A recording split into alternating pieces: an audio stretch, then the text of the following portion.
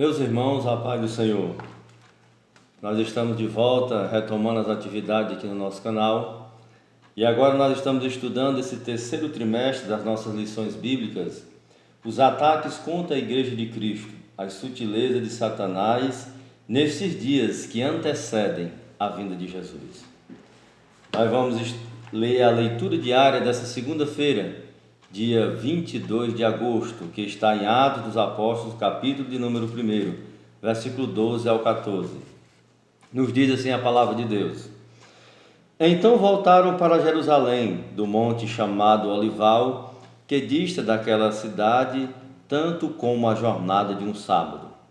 E quando entraram ali, subiram para o cenáculo onde se reuniam Pedro, João, Tiago, André, Felipe, Tomé, Bartolomeu, Mateus, Tiago, filho de Alfeu, Simão Zelotes e Judas, filho de Tiago. Todos estes perseveravam unânimes em oração com as mulheres, com Maria, mãe de Jesus, e com os irmãos deles.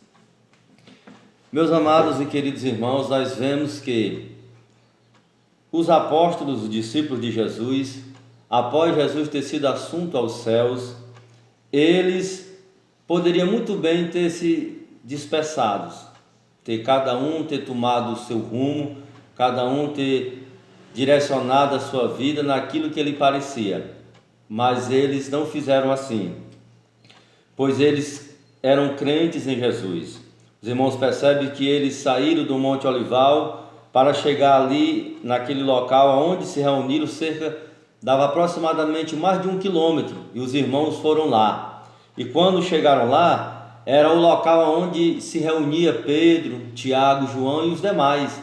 E eles foram para ali, meus amados irmãos, com o intuito de orar. Veja bem que eles não ficaram dispersos, mas fizeram questão de se reunir naquele lugar para buscar a face do Senhor. Perseveravam na oração, crendo que Deus é poderoso para renovar, que Deus era poderoso para capacitar eles para a missão a qual eles haviam sido chamados. Então, de maneira alguma, nós podemos concordar com o movimento do desigrejado. Nós não podemos, de forma alguma, nos unir a este movimento, pois não tem base. Nós vemos claramente na palavra de Deus que os discípulos, melhor dizendo, de João Batista, uma certa vez chegaram para eles, está lá em Lucas 11, pediram para que ele ensinasse a orar, como João ensinava aos seus discípulos. Se João ensinava os discípulos a orar, é porque João sempre reunia os seus discípulos com o propósito de buscar a face do Senhor.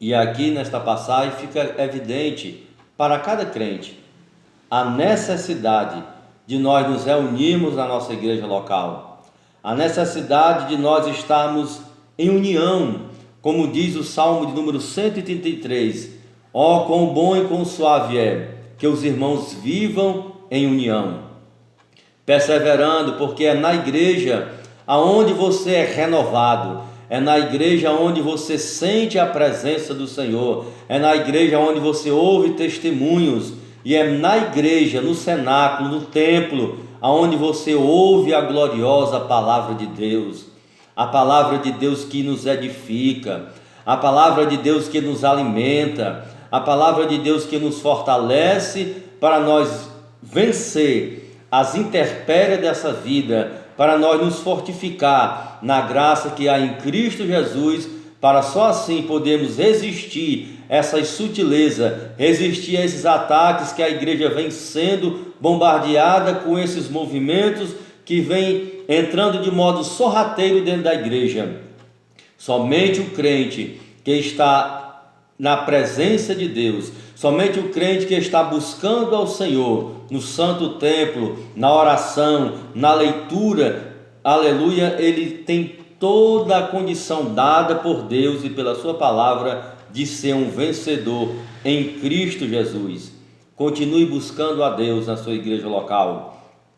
Continue tendo uma vida de oração e de leitura da palavra, e você com toda certeza será mais do que vencedor em Cristo Jesus. Amém.